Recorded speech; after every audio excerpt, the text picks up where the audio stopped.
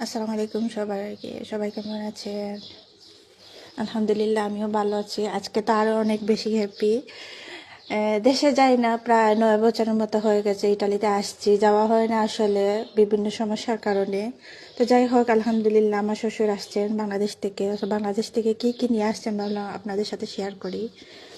আর এই দেখেন, এগুলো হচ্ছে কাঁচামরিচ আর নাগামরিচ, সব কিছু এগুলো আমার মা দিছে আমাদের বাড়িতেই, বাড়ির কাছে রাখি। এটা হচ্ছে আম, এটা আম দিয়ে, কাঁচা আম দিয়ে বানানো। আর এগুলো হচ্ছে শাক, এগুলো হচ্ছে ধনিয়া পাতা, এটাও সব আমাদের বাড়ি থেকে দিছে। আমার মায়াকে এগুলা নিজ হাতে ইয়ে করছেন, লাগাইছিলেন গাছগুলা।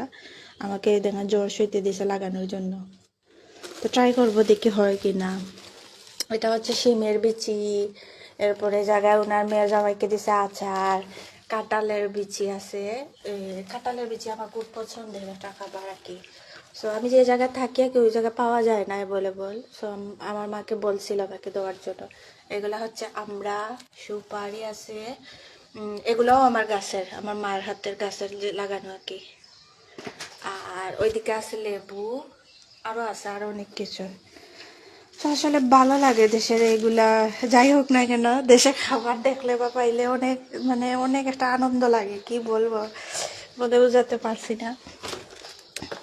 তো যাক, যাই না তো দেশে অনেক বছর হয়েছে, তো যাই পাই না কেন আসলে অনেক ভালো লাগে। আলহামদুলিল্লাহ সব কিছুর জন্য।